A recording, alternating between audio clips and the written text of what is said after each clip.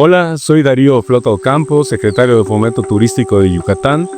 Y yo, David Escalante, director del Fideicomiso Público para el Desarrollo del Turismo Reñones en Yucatán.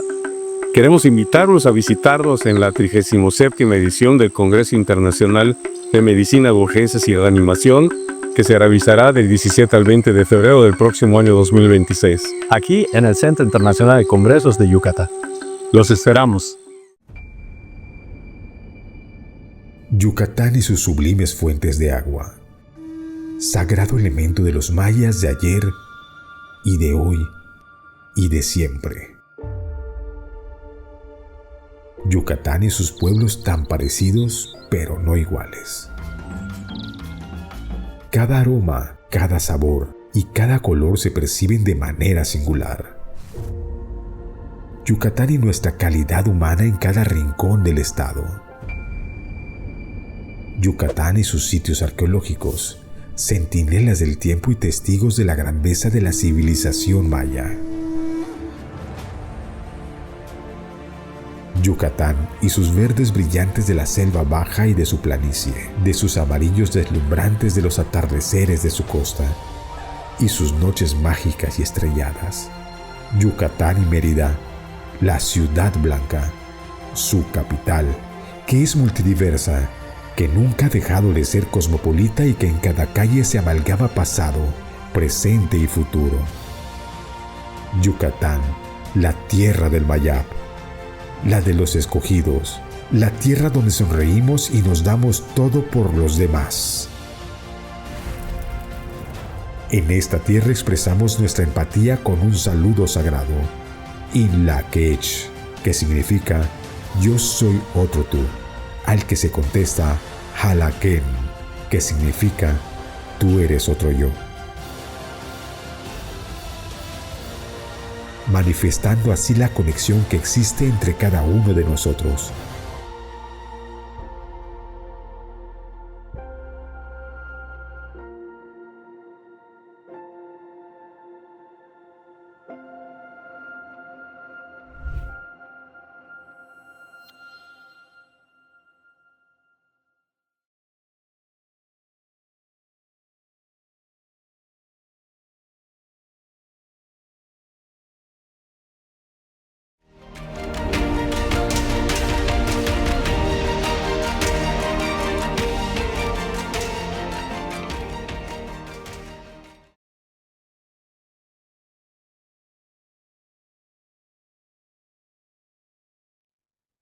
Hola, ¿qué tal a todos? Es un placer para nosotros estar nuevamente con ustedes de manera virtual.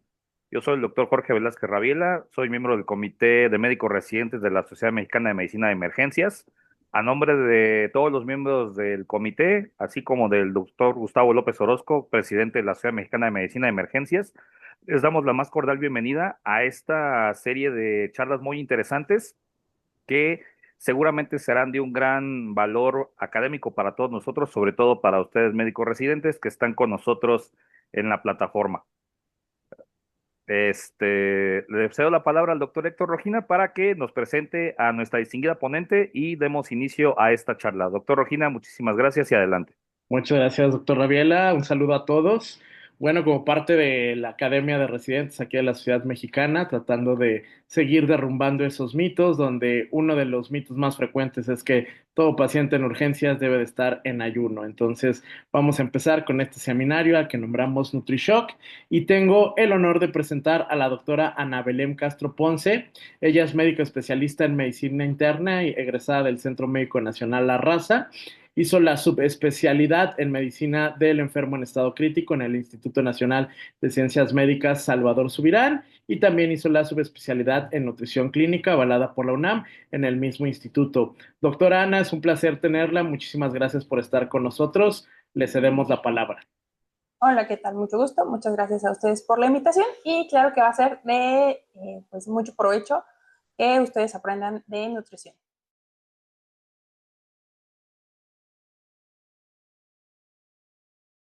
¿Qué tal? Vamos a hablar entonces de valoración nutricional e inicio de soporte nutricional. No tengo ningún conflicto de interés para esta presentación. Este es el contenido que vamos a tratar el día de hoy. a manera de introducción, la malnutrición hospitalaria es un estado de deficiencia nutricional que se desarrolla o se agrava durante la hospitalización, afecta entre un 30 al 50% de los pacientes hospitalizados y va a ser más común en adultos mayores, en pacientes con enfermedades crónicas y en pacientes con infecciones. La identificación temprana de la malnutrición en el servicio de urgencias es crucial para implementar intervenciones nutricionales oportunas que mejoren el pronóstico del paciente. ¿Por qué es importante? Y esto ya lo saben ustedes, pero bueno, la respuesta al estrés va a alterar los requerimientos nutricionales, porque la respuesta inflamatoria genera una señal anorexigénica, principalmente un factor de necrosis tumoral alfa. Va a haber una disminución en la ingesta de alimentos, va a haber una pobre absorción de los mismos, va a haber una excesiva pérdida de los mismos, va a haber catabolismo descontrolado, resistencia a señales anabólicas y pues obviamente el cuerpo va a jerarquizar el suministro de sustratos energéticos en tejidos vitales sobre los órganos insulino dependientes como la grasa y el músculo. Hay que recordar que va a haber un aumento de la expresión de nitrógeno asociado al estrés. ¿Y qué es una terapia de soporte nutricional? Básicamente tenemos 4 escalas. La primera es la modificación de la dieta vía oral. La segunda es los suplementos vía oral. Y de lo que nosotros vamos a hablar hoy es de la nutrición enteral y la nutrición paraenteral. Se debe realizar un cribado mediante una herramienta validada y adecuada en todos los objetos que entran en contacto con los servicios de salud dentro de las primeras 24 a 48 horas tras el primer contacto. Eso significa que los pacientes que ingresan a un servicio de urgencias técnicamente tendrían que ser evaluados. Va a depender el contexto hospitalario. En los institutos nacionales de salud generalmente sí tenemos un servicio de nutrición a cargo de los pacientes de urgencias, pero pues no en todos los contextos hospitalarios es posible, pero esto es lo que se debería de hacer. Ahora, herramientas de tamizaje existen muchísimas. ¿Cuáles vamos a utilizar? Las que yo les sugiero utilizar y más porque generalmente los pacientes que más se benefician de una nutrición temprana son los pacientes críticamente enfermos. Como este estudio nos los dice, evaluó NRS 2002 contra Nutric, fue un estudio retrospectivo en 2 hospitales al sur de Brasil, una población de 208 pacientes en unidades de cuidados intensivos por más de 24 horas. El objetivo era evaluar la concordancia entre estos 2 tamizajes y en la identificación del riesgo nutricional. ¿Qué encontraron ellos? Una concordancia moderada con diferencias significativas entre ambas. ¿Cómo clasificaron estos tamizajes la desnutrición de alto riesgo? Nutric evaluó o identificó 47.6% de los pacientes, NRS 2002 identificó 35.6% de los pacientes. ¿Qué concluyen ellos? Que ambas herramientas identifican pacientes con alto riesgo nutricional. Evidentemente no son equivalentes. Nutric podría ser mucho más sensible para detectar el riesgo nutricional en pacientes críticamente enfermos. Sin embargo, de manera personal, yo les sugiero que usen la herramienta que sea más fácil y accesible en su contexto clínico. NRS 2002 nos pregunta principalmente cuestiones clínicas que son fáciles de responder, que lo pueden ver en los cuadros solamente blancos, al contrario de Nutric, que nos pide una evaluación más intensiva porque nos pregunta el Apache, nos pregunta el SOFA y nos pregunta la interleucina 6, que pues generalmente no la vamos a tener. Entonces, sin importar el tamizaje que ustedes utilicen, técnicamente todos los pacientes que entran a un hospital tendrían que tener un tamizaje nutricional. Si tienen riesgo, deberían de tener una valoración nutricional formal para darle un tratamiento nutricional. Y si no tienen riesgo, se deben de revalorar generalmente cada 48 a 72 horas y a la alta, pues, otorgar un plan nutricional. Ahora, una vez que tenemos un paciente con un riesgo nutricional, tenemos que evaluar si el paciente tiene diagnóstico de desnutrición. ¿Cómo se evalúa esto? Pues con los criterios GLIM. Estos criterios van a combinar criterios fenotípicos y etiológicos. Al día de hoy es la evaluación más integral y adaptada a diferentes contextos clínicos. Fueron diseñados para una aplicación global y únicamente no están validados de manera específica para pacientes en cuidados intensivos. Y eso está en proceso. Ahora, ¿cuándo vamos a iniciar una terapia de soporte nutricional? Dijimos que solo nos íbamos a enfocar en nutrición enteral y nutrición parenteral. Entonces, ¿cuándo iniciar una nutrición enteral? En pacientes críticamente enfermos que tienen un riesgo nutricional, que si somos muy estrictos por NRS 2002, todos los pacientes críticos van a tener riesgo en las primeras 24 a 48 horas de su ingreso. En pacientes sin riesgo nutricional, del día 5 al 7 del ingreso. Ahora, cuando tenemos pacientes no críticamente enfermos, ¿cuándo vamos a iniciar una nutrición una nutrición enteral? Cuando la ingesta oral es inadecuada o es imposible, pero tienen un tracto gastrointestinal funcional, o pacientes que tienen una incapacidad para ingerir alimentos por vía oral por más de 3 días, o con un consumo vía oral menor al 60 o 65% de los requerimientos. ¿Cuáles son las indicaciones de colocar una sonda de alimentación? Específicamente en disfagia, algún trastorno del estado de conciencia que imposibilite la alimentación por vía oral, en pacientes con anorexia severa o rechazo persistente a la alimentación, obviamente si se dejan, en pacientes con cirugías orales, esofágicas o gástricas que impiden el uso de la vía oral temporalmente, pero que se puede poner alguna clase de avance de sonda, y en pacientes con riesgo nutricional alto que no alcanzan los requerimientos vía oral, que era lo que habíamos comentado previamente. Obviamente debemos elegir el tipo de sonda según la duración esperada de la nutrición y la condición clínica del paciente. ¿Cuál es la contraindicación para el inicio de la nutrición enteral? Ileo, obstrucción gastrointestinal, isquemia intestinal o colitis isquémica, fístulas de alto gasto no controladas, hemorragia digestiva alta, inestabilidad hemodinámica grave, especialmente si el paciente requiere soporte vasopresor alto y sostenido, porque el riesgo es isquemia mesentérica no oclusiva o necrosis intestinal no oclusiva. Ahora, hay múltiples bibliografías y al momento nadie ha definido cuál es el valor en donde vamos a suspender la nutrición enteral.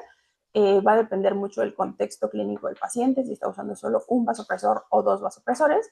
Algunas bibliografías te dicen que a partir de 0.1 microgramos minuto de norepinefrina, algunas van hasta 0.5 microgramos minuto, algunas te dicen que si tienes uso de vasopresor con inotrópico, lo deberías suspender, que parece lo más viable. Entonces, dependiendo también en la terapia intensiva que ustedes se encuentran, yo lo digo en contexto de terapia intensiva, cada hospital tiene como sus rangos. En realidad, los reportes de caso o los reportes de estas dos complicaciones generalmente son a partir de 0.5 microgramos minuto. Y la otra contraindicación es el síndrome compartimental abdominal, con base a las guías de la Sociedad de Hipertensión Intraabdominal. En hipertensión intraabdominal grado 3 o 4 es cuando se debería de suspender la nutrición enteral. ¿Y cuándo iniciar nutrición parenteral?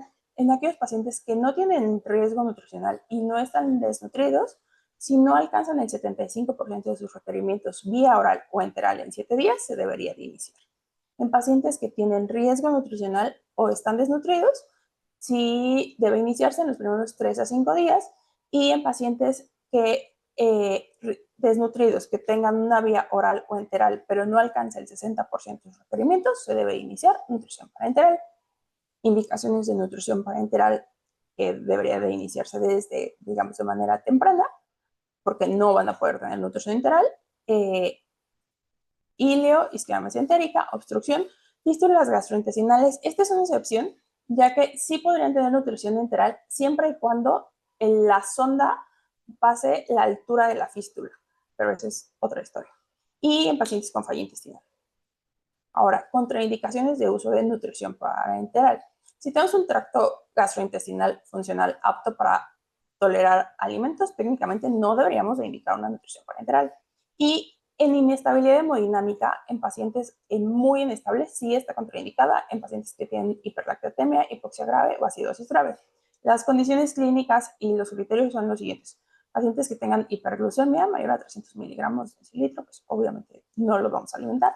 Pacientes con azoemia, con un BUN más de 100, desequilibrios electrolíticos como hipernatremia con sodio más de 150, potasio menos de 3, alteraciones del cloro o del fósforo, debemos de primero corregir todas estas alteraciones hidroelectrolíticas y después iniciar la nutrición parenteral.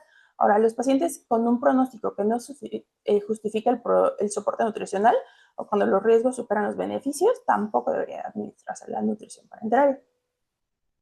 Y bien, ya que platicamos esto, ¿qué vía de administración vamos a utilizar? Pues en realidad vamos a valorar respecto a la nutrición enteral. Si no tiene una contraindicación, pues debemos iniciar siempre una nutrición enteral y también valorar los costos. En promedio, hoy en día en México, la nutrición enteral vale de 0.18 a 0.42 centavos por kilocaloría y la nutrición parenteral vale de 0.81 a 1.5 pesos por kilocaloría.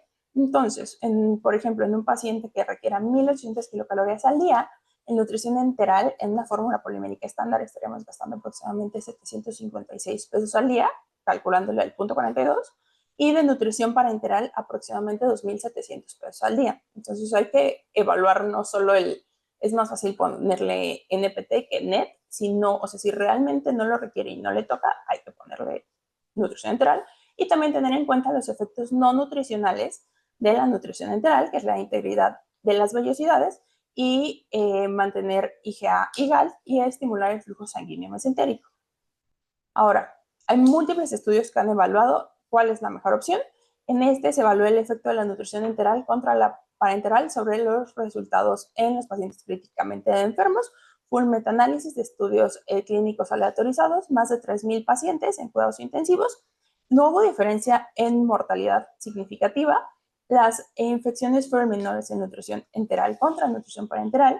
Los días de estancia hospitalaria y ventilación mecánica invasiva fueron similares. Sin embargo, si se dan cuenta, acá, lo que ellos concluyen es que es mejor la nutrición enteral contra la parenteral debido a su asociación con una menor tasa de infecciones y una estancia en cuidados intensivos más corta. Y ahora, ya que hemos decidido qué ruta vamos a utilizar, necesitamos saber cuánto vamos a darle de aporte calórico. Entonces, lo primero es saber que hay fórmulas, y fórmulas hay múltiples de estimación, y tenemos la calorimetría indirecta, que es el estándar de oro. Esta va a ser útil para evaluar la sobrealimentación. ¿Qué es la calorimetría indirecta? Pues es una manera de evaluar de manera precisa el gasto energético, kilocalorías día. Lo que va a medir es el consumo de oxígeno y la producción de dióxido de carbono. Esta va a estimar el gasto energético en reposo y el cociente respiratorio. Esto nos va a indicar el sustrato metabólico que está usando predominantemente el paciente, grasa, carbohidratos o proteínas, y con eso se harían los ajustes necesarios. Sin embargo, en la vida real y en todos los contextos hospitalarios, pues el acceso a un calorímetro es difícil, y hay en muy pocos hospitales, principalmente en los institutos nacionales de salud, donde yo lo vi y fue en nutrición. Se usa únicamente en algunos pacientes específicos y más para protocolos de investigación. Entonces, ¿qué vamos a hacer? Pues utilizar fórmulas estándar. Hay muchos estudios que han evaluado qué fórmulas usar y qué no. Este es uno de ellos, el LEAD ICU en 2017. Evaluó 203 pacientes en unidad de cuidados intensivos con ventilación mecánica invasiva, y ellos tenían sus controles, que eran pacientes que estaban alimentados a 25 kilocalorías kilo al día, y su intervención fue medir por calorimetría indirecta más el ajuste de la excreción de urea en 24 horas, y con eso ir dando el aporte calórico diario. ¿Qué evaluaron ellos o cuál fue su objetivo? Evaluar la calidad de vida a los 6 meses mediante un cuestionario. Este fue un ensayo clínico aleatorizado, estratificado, unicéntrico, y aquí concluyeron que los pacientes que se nutrieron con calorimetría indirecta y requerimiento calórico por extracción de urea tuvieron mayor aporte de energía y proteínas que el grupo por metas de 25 kilocalorías kilo, y al menos en los desenlaces de calidad de vida a 6 meses, pues no hubo diferencia. Ahora, el TICACOS 2021, es importante, hay un TICACOS previo, pero el 2021 es un estudio multicéntrico aleatorizado, controlado, no ciego. Evaluó 417 pacientes en unidades de cuidados intensivos con una estancia prevista mayor a 48 horas. ¿Y qué es lo que ellos hicieron? Tenían 2 grupos: intervención, nutrición guiada por calorimetría indirecta, teniendo en cuenta que iban a llegar a un requerimiento calórico de un 80 o un 100%, contra un grupo control, nutrición basada en ecuaciones predictivas de 20 a 25 kilocalorías de peso ideal al día, y su objetivo primario era ver si había una reducción en la tasa de infecciones. Resultados: no encontraron diferencias significativas en la tasa de infecciones, no hubo tendencias significativas a una menor mortalidad en el grupo de intervención. Lo que sí es importante es que este estudio, después de 6 años aproximadamente, se tuvo que detener porque nunca alcanzaron la muestra por baja tasa de inclusión. La conclusión es que la nutrición guiada por calorimetría indirecta mostró una tendencia a mejorar resultados clínicos, pero en este estudio no fue significativo, estadísticamente significativo. Y bueno, el Nutrirea 2 es un estudio que se hizo en el 2023 que evaluaba los efectos de restricción calórica y proteica contra nutrición estándar en pacientes con choque en los primeros días en unidad de cuidados intensivos. Fue un estudio aleatorizado, controlado, multicéntrico y abierto. Incluyó pacientes con ventilación mecánica invasiva y soporte vasopresor. ¿Qué encontraron ellos? Que la restricción calórica y proteica se asocia a menos complicaciones y a una recuperación más rápida durante la fase aguda de la enfermedad crítica. La incidencia de isquemia intestinal fue menor, evidentemente, en el grupo de dosis bajas en comparación con las dosis estándar. Lo que ellos concluyen es que la restricción calórica y proteica durante la fase aguda, o sea, los primeros 7 días de la enfermedad, pues era la nutrición estándar. Hay menos complicaciones y hay una recuperación más rápida. Y pues no hubo diferencia en mortalidad, ni días de estancia en UCI. Y el estudio EFFORT del 2023 evaluó el aporte de proteínas en adultos bajo ventilación mecánica y uso de vasopresores. Lo que ellos evaluaron en el grupo control era la dosis estándar, 25 kilocalorías día y de 1 a 1.3 gramos de proteína, contra un aporte restrictivo, 6 kilocalorías día, iniciando con 0.2 a 0.4 gramos de proteína kilo día. ¿Cuál era su objetivo? Evaluar la mortalidad por cualquier causa a los 90 días y la alta de terapia intensiva. Fue un ensayo clínico aleatorizado multicéntrico abierto, que concluyen que la administración de dosis más altas de proteína a pacientes críticamente enfermos no mejoró al alta con vida en el hospital en comparación con la dosis habitual de proteína. O sea, darles más proteína en estado crítico no va a ser mejor. Y bueno, este es de mis estudios favoritos, que es un análisis secundario del EFFORT, que lo que hizo fue evaluar el nivel de inflamación al ingreso medido por PCR. Entonces, se hizo solo con 1.950 pacientes. Lo que ellos encontraron es que el soporte nutricional redujo significativamente la mortalidad a los 30 días, o sea que alimentarlos sí redujo su mortalidad, pero que en pacientes con niveles altos de inflamación, o sea, una PCR mayor a 100, el soporte nutricional no mostró un beneficio significativo en la mortalidad al 30 días. Y la interacción entre el nivel de inflamación y la efectividad del soporte nutricional fue estadísticamente significativo, sugiriendo que la inflamación modifica la respuesta al soporte nutricional. Lo que concluye es que el estado inflamatorio del ingreso hospitalario está asociado con la respuesta al soporte nutricional.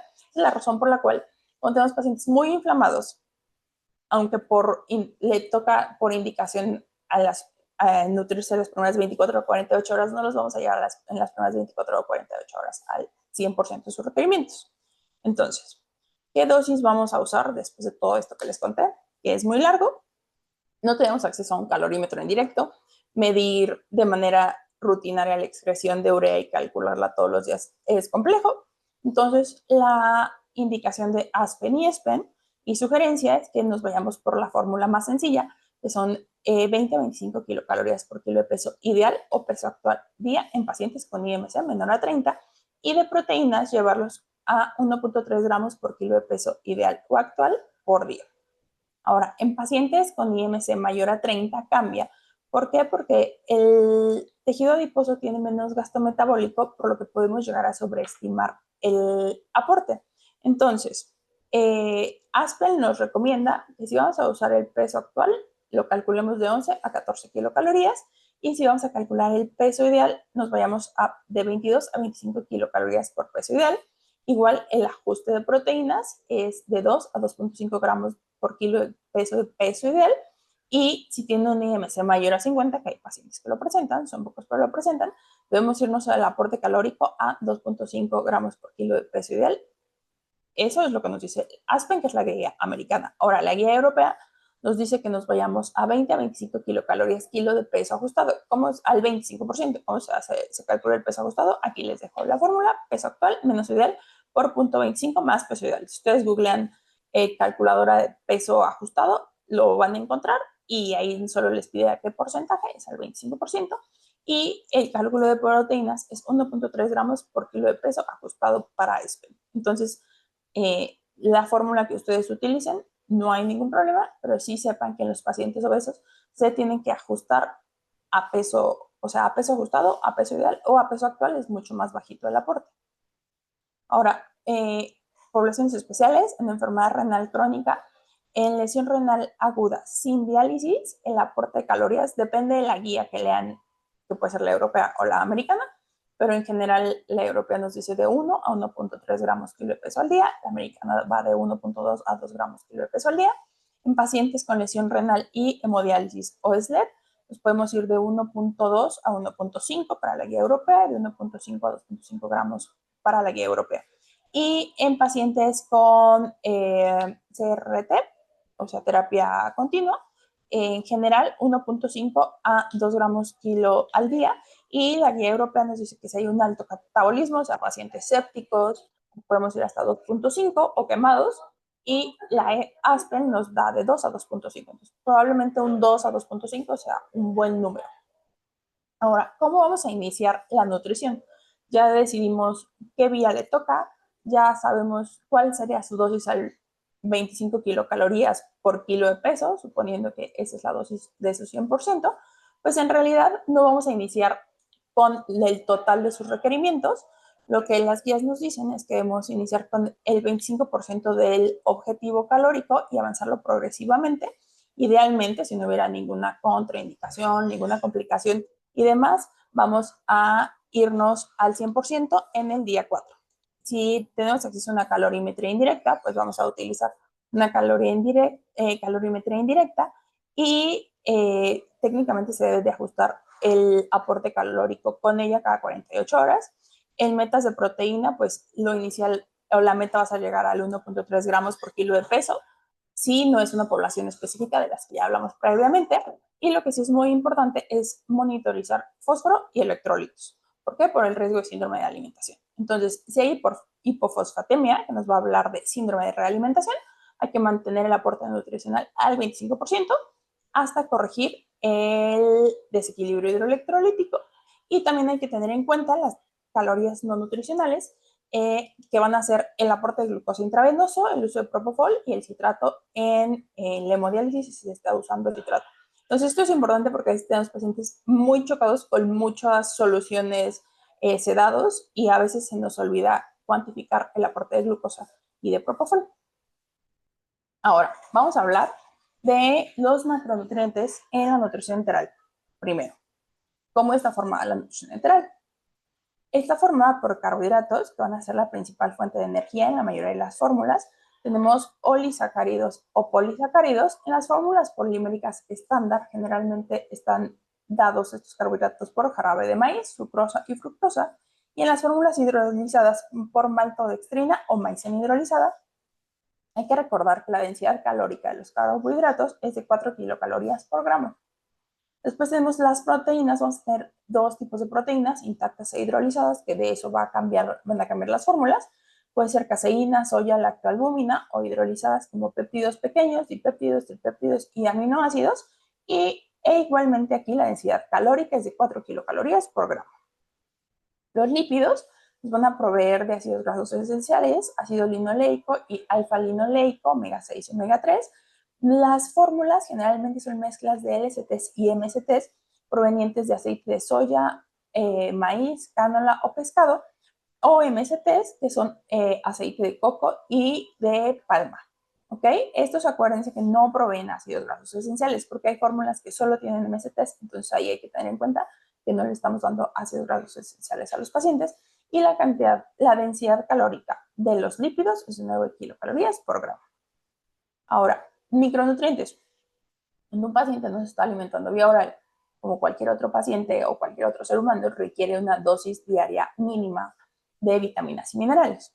Entonces, técnicamente, si nosotros le administramos una fórmula enteral prefabricada, o sea, cualquier marca, vamos a cubrir los requerimientos mínimos diarios y se administran entre 1000 y 1500 mililitros, depende un poquito de la marca. Si nosotros le estamos dando menos de ese volumen, debemos de suplementarlo con algún multivitamínico genérico. La realidad es que no hay mayor problema por eso, la mayoría cumple con los requerimientos mínimos diarios, pero sí hay que tener en cuenta esta parte. Y bueno, dentro de la nutrición enteral están las fórmulas poliméricas. Las fórmulas poliméricas, yo siempre les digo a los pacientes y a la gente cuando se los explico, son como marcas de leche. Hay 3 bases y de ahí hay millones de marcas, sabores y colores. Entonces tenemos las fórmulas poliméricas estándar que tienen o se van a utilizar de manera general en pacientes con función digestiva y absortiva preservada, que no tenemos ninguna limitante en el aporte de volumen y en la tolerancia gástrica. Me refiero a que toleren un buen volumen de líquido, de comida, ¿no? Entonces la relación es 1 a 1. ¿Qué significa eso? Que por cada kilocaloría hay 1 mililitro. Después tenemos las fórmulas hipercalóricas que tienen una mayor densidad energética. Son útiles en restricción hídrica o en altos requerimientos, o sea, en pacientes renales, por ejemplo, o pacientes que están superdematizados y lo que no queremos es darle más agua, pues podemos utilizar una de estas, o pacientes que requieren, o sea, hay pacientes que requieren 2400 kilocalorías, es mucho volumen si lo haces 1 a 1, pero si nos vamos a estas fórmulas, podemos darle tal vez 1200 mililitros en 2400 kilocalorías. La relación es 1 a 2, depende de la marca, hay unas que son 1.5 a 2 kilocalorías por mililitro, y hay otras fórmulas especializadas que están diseñadas para condiciones específicas. Pacientes con enfermedad renal, con enfermedad hepática, con enfermedad metabólica, con alguna inmunonutrición. En realidad, muy pocos estudios soportan el uso de estas. Las que tienen mayor evidencia y mayor utilidad son las hidrolizadas por el tipo de absorción, y las que solo tienen MSTs en grupos especiales de pacientes. Ahora, vamos a hablar de los macronutrientes en nutrición parenteral, ¿sale? ¿Cómo están formadas las nutriciones parenterales? Digamos que idealmente una nutrición parenteral debería tener del 15 al 20% de proteínas, lípidos del 15 al 30%, de estos tenemos de tener al menos 2 a 4% de kilocalorías totales de ácidos grasos esenciales, y los carbohidratos pues se van a ir del 50 al 70%. Entonces, ¿cómo tenemos los carbohidratos presentados en una nutrición parenteral? Pues a manera de dextrosa. En México hay presentación de dextrosa al 2.5, 5, 10, 50 y 70%. La densidad calórica, hay que tener, esto es muy importante, la densidad calórica de la dextrosa monohidratada es de 3.4 kilocalorías por gramo, no de 4 kilocalorías por gramo como en la glucosa regular. Estas son soluciones ácidas, tienen un pH que oscila entre 3.5 y 6.5. Su osmolaridad va a variar según su concentración, te da 5 miliosmoles por cada gramo. Y lo más importante que ustedes tienen que fijarse, si en algún momento manejan una NPT, es en la tasa máxima de infusión de carbohidratos. Entonces, en pacientes críticos, la tasa máxima es de 5 miligramos kilo minuto. Y en pacientes no críticos es de 7 miligramos kilo minuto. Los aminoácidos, que pues es el aporte proteico, en México tenemos presentaciones al 8, 8.5 y 10%. Idealmente siempre si queremos como restringir el aporte de líquidos, porque cuando hacemos una NPT termina siendo muchísimo volumen, pues siempre vamos a elegir la del 10%, pero no siempre hay en todos los contextos clínicos.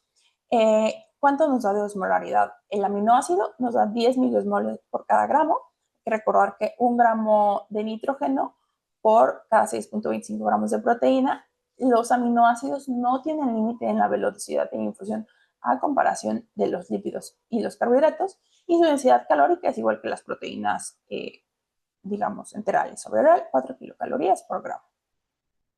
Y los lípidos en realidad se llaman emulsiones grasas intravenosas, son los que nos van a dar más energía, están formados por ácidos grasos esenciales.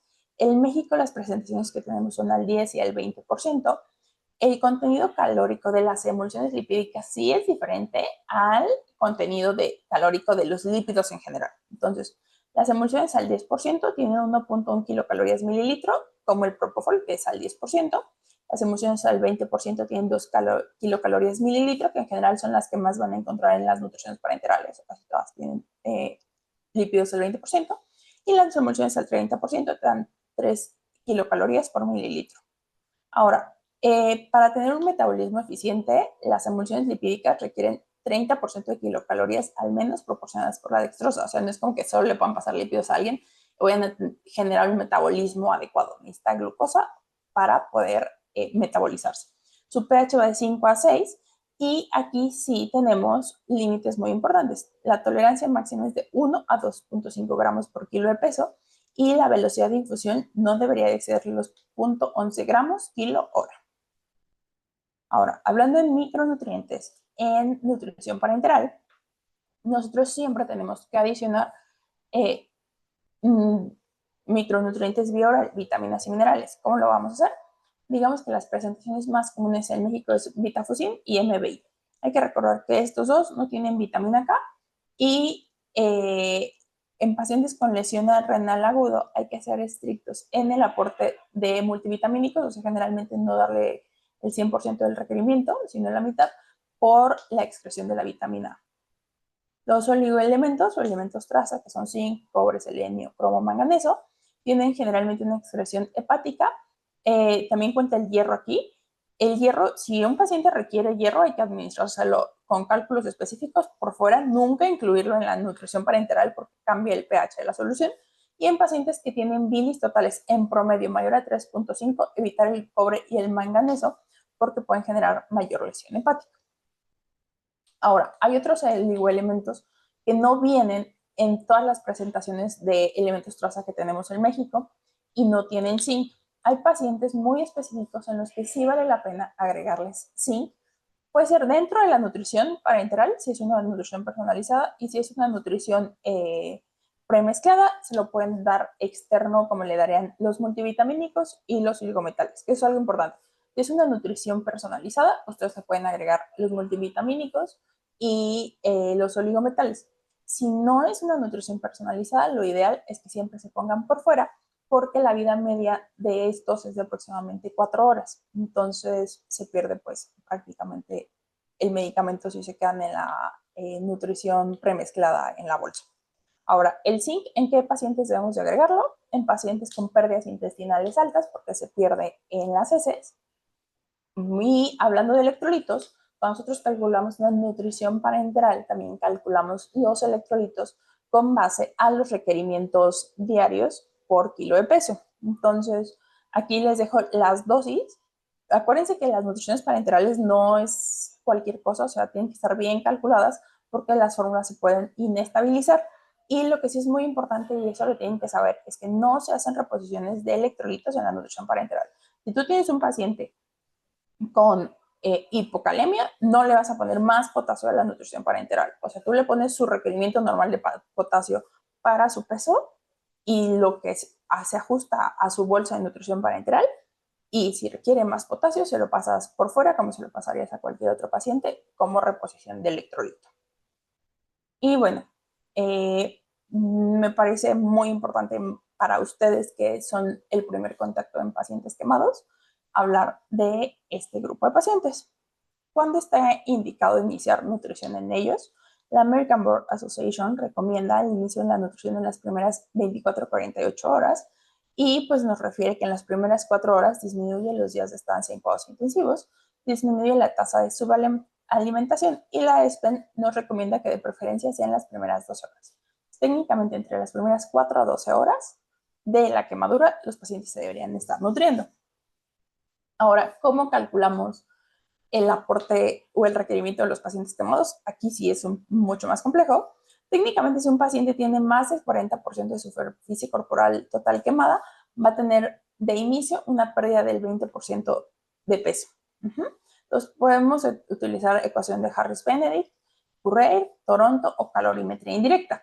Aquí sí, idealmente calorimetría indirecta sería lo más fácil, porque si ustedes ven las fórmulas, no se las voy a leer todas, pero son fórmulas, uno, complejas, y dos, si ustedes ahí las comparan, es mucho la diferencia entre el aporte calórico entre una y otra fórmula, y lo que evalúan también es, aparte de evaluar la superficie corporal total quemada, evalúan la ingesta calórica del día previo para así ajustar, digamos, que el débito de kilocalorías que le debes al paciente, ¿no? Entonces, la realidad es que son fórmulas complejas y te dan, yo ya lo hice el ejercicio, la fórmula de Currey y Toronto en el mismo paciente me daba una diferencia como de 1500 kilocalorías, lo cual es muchísimo. Entonces, lo ideal sería el calorímetro indirecto, pero si no lo tienen, mi sugerencia es que usen la fórmula de Toronto. Ahora, la ESPEN sí tiene una recomendación fuerte respecto al aporte de proteínas en este grupo de pacientes. En adultos te dice de 1.5 a 2 gramos por kilo de peso y en niños te dice que de 1.5 a 3 gramos por kilo de peso al día, o sea, es mucho más alto, pero y que debe de cubrir del 20 al 25% del aporte calórico, ¿no? Entonces eso es importante cuando los vamos a alimentar, saber qué porcentaje le estamos dando. Y también en estos pacientes el uso de micronutrientes se modifica.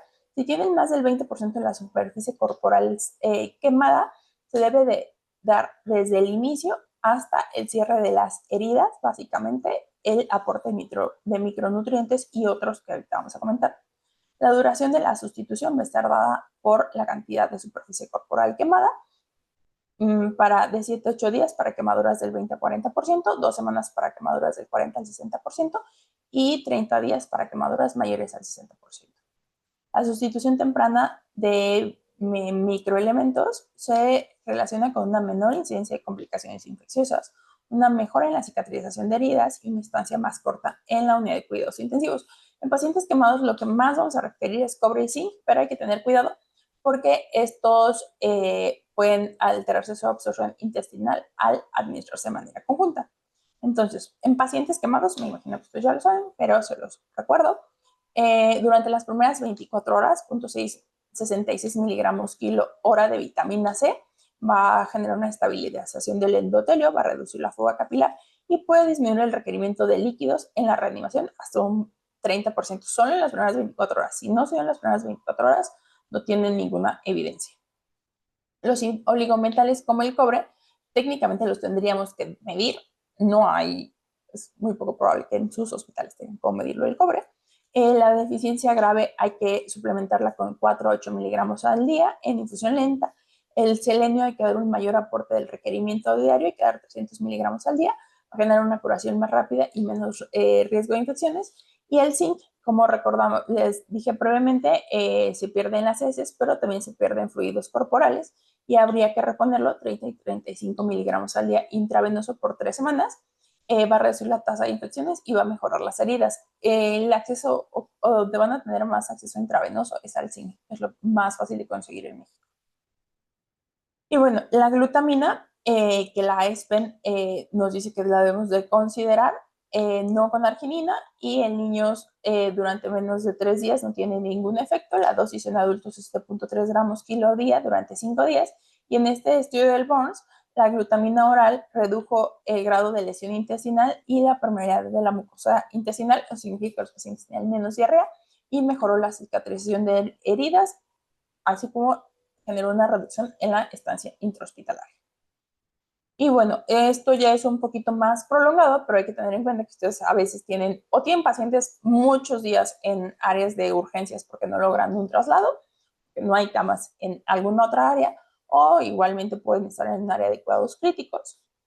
Y en pacientes quemados, se recomienda la suplementación de vitamina D de 4.000 a 5.000 unidades al día durante 2 meses hasta alcanzar valores sanguíneos de 30 a 20. Y si no tuviera deficiencia, que va a ser poco probable saberlo, pues 600 unidades al día, ¿no? Pero en general, la población mexicana tiene una alta deficiencia de vitamina D y al no tener tejido piel funcionante, pues va a requerir una dosis extra de vitamina D.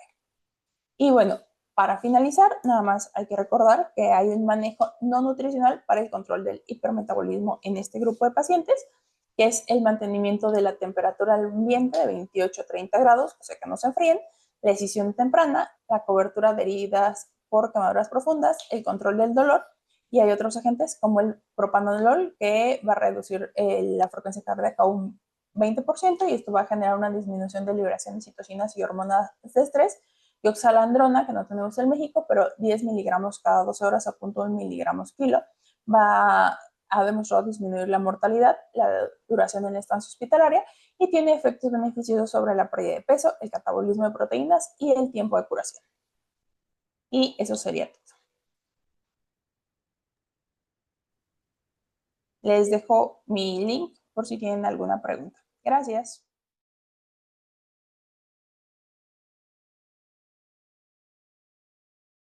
Pues muchísimas gracias por una excelente ponencia. Creo que aprendimos mucho, demasiado en esta clase, más que nada, por ejemplo, en pacientes quemados, que de repente hay temporadas que nos llegan muchísimos quemados y los tenemos ahí en la unidad de trauma choque. Entonces, pues vamos a continuar con este seminario de NutriShock. Le cedo la palabra a la doctora Nancy Valdivia. Muchísimas gracias, doctora Ana, por su participación. Yo creo que este tema es muy importante en las salas de emergencia, sobre todo con las estancias prolongadas que luego tenemos.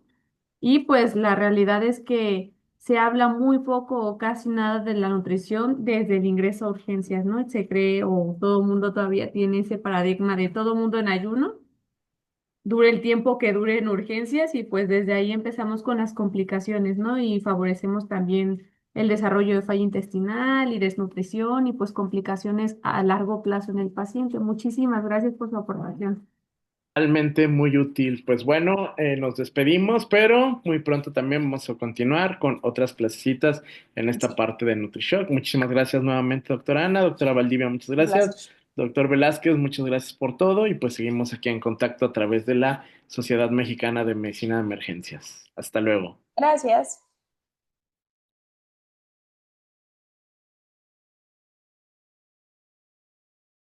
Accede a la plataforma SMME y descarga tu constancia. Solo socios vigentes.